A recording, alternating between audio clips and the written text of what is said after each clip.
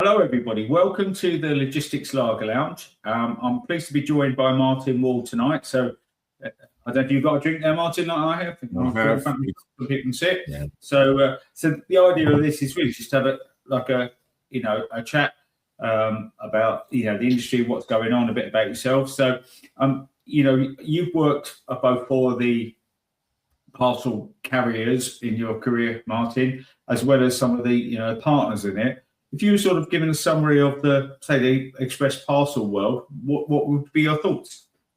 So obviously it's changed considerably. When I entered the market back in 1992, there were significantly more players in the market. Royal Mail was obviously the dominant player. But over the years, obviously, the companies have ceased to trade or they've merged. And there has been a lot of change. When you sent me the invite for this, I was kind of thinking through some of the changes that have happened over the years. And anybody listening to this who's been in the industry for a while may remember when the poor old customers used to have to write dockets out to send their parcels. Then came along. Then suddenly we had these barcoded labels. Well, what's all this about? And for a period of time, it was barcodes with a physical address, which still needed to be inputted by a depot. Now look at us. We're in a position where we've got a QR. You can walk in with a QR code. You can scan it. You can produce your label. You can stick it in a locker. So things have moved on, and the marketplace has grown. You kind of look at the boom in e-commerce, which I think was very much driven by countries like the UK. And supported by that logistics operation, not only the parcel carriers, but also the warehouses, the companies that run the websites and the retailers. Everybody kind of jumped on board and saw the opportunities that this had. And let's face it, we've made a pretty good job of it. When you can order something, I could order something now and pretty much guarantee I'm going to get it tomorrow from a number of different companies, or I go for a slightly cheaper option where I get it in a couple of days. That's not bad, is it? No, it's amazing. And I was talking to someone today that's piloting an idea of having a label-less parcels, which I don't know how it works, but that will be interesting. And it's going to keep moving on, and nothing's going to stay the same. And as AI develops in both logistics and everything else, it will change the world. So we all sort of fell into logistics. What could we do to make logistics sector seem more attractive to people to join? I think you're right. The people that I speak to outside the industry don't necessarily see logistics as a route to for a career path. Not actually. I mean, I was in construction, and by accident, I suddenly appeared in Parcel Line, not having any idea about the parcels industry. That was obviously many, many years ago. I think probably there's that unknown. I would say that I was thinking about this. If one of the TV channels kind of got hold of one of the parcel carriers and did the fly on the wall documentary. I know there's been a lot of it on the manufacturing side. You've seen programs where they've walked around sites, and I find that really, really interesting because actually, if anybody in the logistics sector will tell you, there's mundane stuff, but actually a lot of it is really, really interesting. If you have the opportunity to go into a parcel hub or a pallet hub or a warehouse and see the complexity of a lot of these operations. When I did hub tours and with the carriers that I've worked with, I kind of failed to remember a customer that didn't walk in and go, "Wow, what an operation!" A very complex solution. Ultimately, you've got to get something that is kind of anything from that size up to. I mean, we haven't got a screen large enough for some of the stuff that's sent out nowadays, and customers expect it. There are lots and lots of opportunities as well in the logistics sector. You don't need to necessarily. I mean, we've been in parcels, in the parcels industry typically, but there are lots and lots of different areas that can take you into. Yeah, you're right. And You've got the Pallet Networks, which has developed over the last sort of probably 25, 26 years now, which is its own sort of marketplace. And obviously, like you say, e-commerce and last mile disruptors are, trying to do things. And with that in mind, do you think there'll be continued consolidation of the players, or may we have new disruptors that we don't know of yet? So I kind of, so you think back, Royal Mail was the dominant player, and the issue with having a dominant player like Royal Mail was that other companies that were trying to enter and grow in the market were, for various different reasons, held back. I wouldn't say that was anything to do with Royal Mail. That was the way things were. They had a dominant position. They weren't going to let go of that. And therefore, other companies struggled for a period of time. Ultimately, you need to make money in this industry. And that's been, I go back to when I first joined Parcel Line many moons ago. The rates that I remember seeing when I first joined in the very first week, are exactly the same rates that we have nowadays. And that is 37 years ago, I think it is. I don't want to give my age away, but that's 37 years. So you kind of got a pricing package now that's very similar in many respects to what was being offered. Therefore, logistically, you've got to operate a very efficient system, and that goes across the board.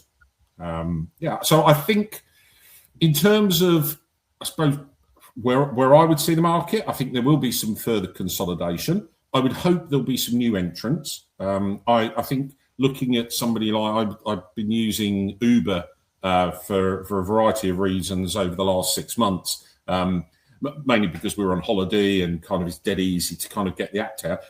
Tech was brilliant. That app works exactly how I would want to work it for somebody who's not really necessarily used to it. It's really easy to use. You can call it up. That drives their business. A company like Uber, if they were to get into the parcel market, there's obviously rumours flying around that various people do it. I think they could kind of make a real change. And then you've got others that have got like the locker, the variety of locker solutions out there now. That also the out of home, the Pudo networks. That's also going to drive, I think, potential further growth or a simplification of the delivery, ultimately for Joe Public. Because let's face it, if I've been out today, I've had 3 deliveries today for various different reasons. I was fortunate I was here.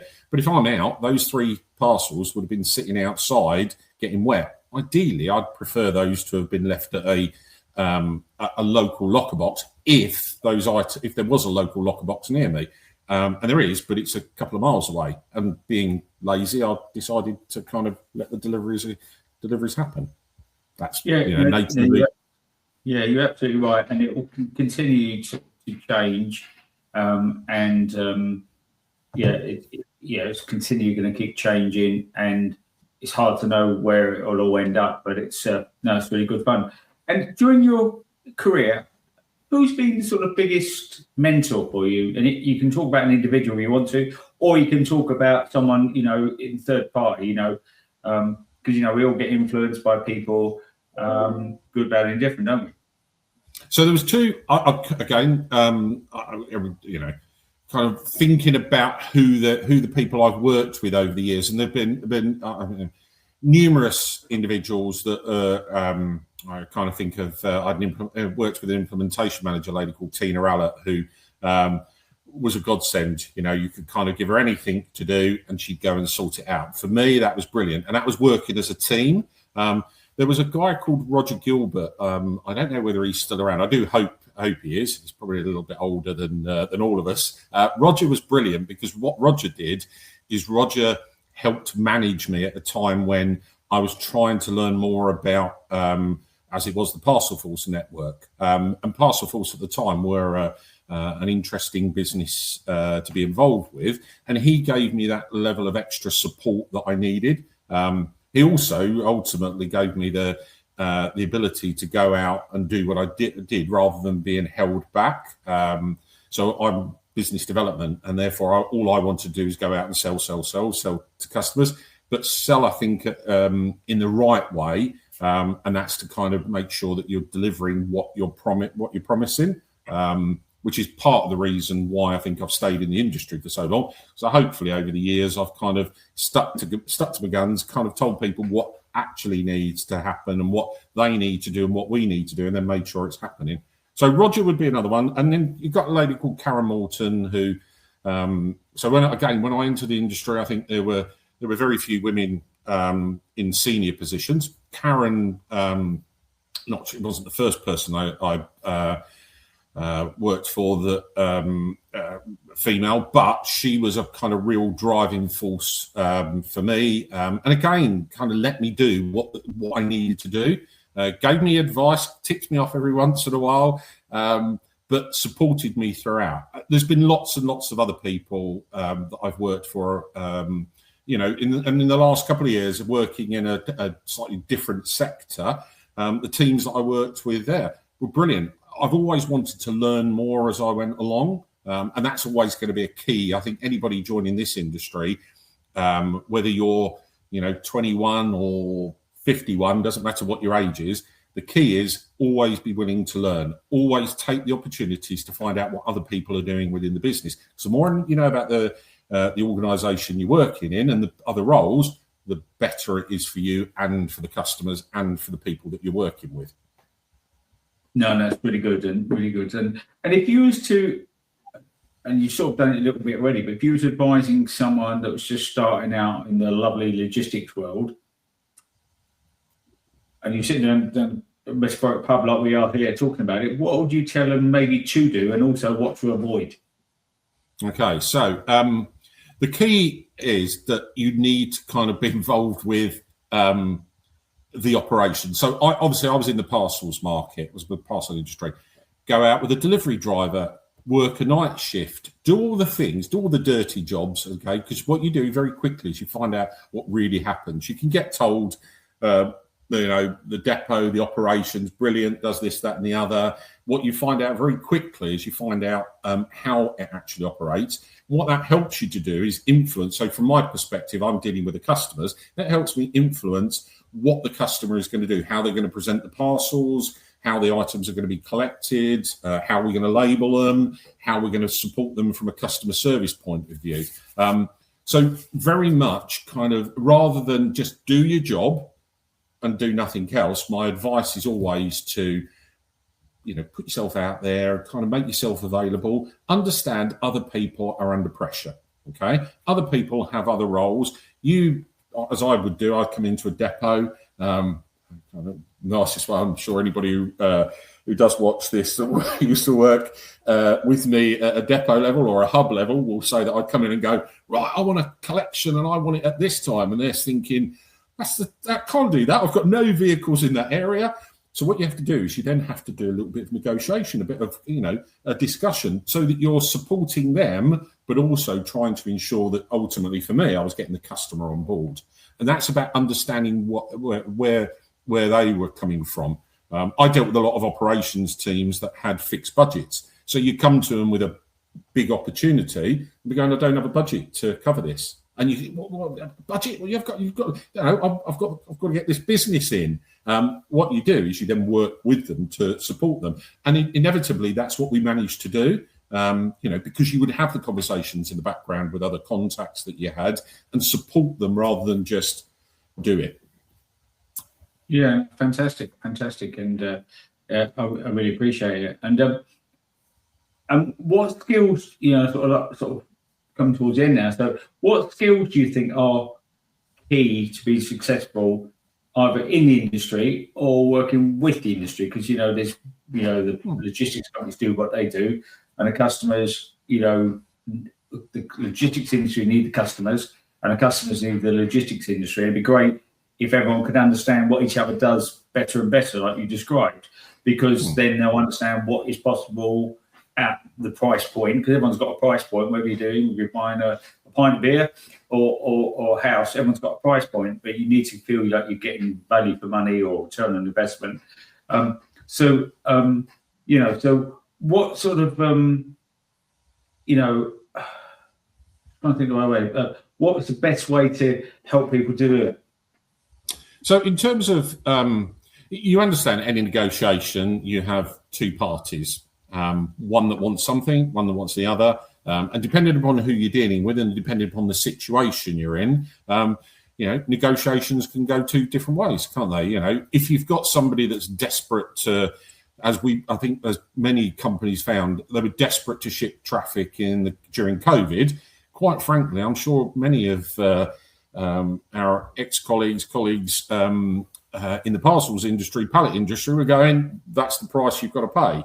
I suspect that's probably slightly different now. I think that's, there's probably less volume out there and therefore people are chasing. So what you're doing is trying to build a partnership. You're trying to build a partnership which is long-term. Let's face it, we all know that it's quite expensive for anybody to change. If you've got to change from one supplier to another, unless you're, I would say, a fairly small operator, there is a cost to change. And for a lot of the larger organisations, that cost can be fairly high.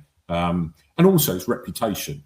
Ultimately, if I was selling a service to a retailer, I've got to remember that service reflects what they're selling. So, if I've told them that they can get a 99.9% delivery for every single parcel, it's unrealistic, because what you're doing is you're going, we need to provide you with a certain level, then we need to give you support in the event that something goes wrong. Realities are that the marketplace at the moment is, in many respects, we've lost customer service. We've lost a lot of direct contact. We've replaced that with AI, with chatbots and that. I think that's an area that probably requires further development, and I'm sure that will happen over the years. I've used a lot of the systems, some very good, some not so good. It's about answering ultimately, if you're a customer buying from a retailer, they want their parcel. If you look at where we are in general as an industry, okay, and we come out of I think we all know we're in a bit of a recession at the moment, even though it might not be official. You come out of that, you want to be a stronger business, and you want to be set up so that that service offering will drive that business growth. Existing customers are cheaper to ultimately if you can grow that business than going out and getting new business. No, well said. So I just want to say thank you, Martin, for joining us on the Logistics Lager Lounge, and thanks for having a pint with us. And I'm sure our viewers and listeners will enjoy it. Thanks very much. And cheers.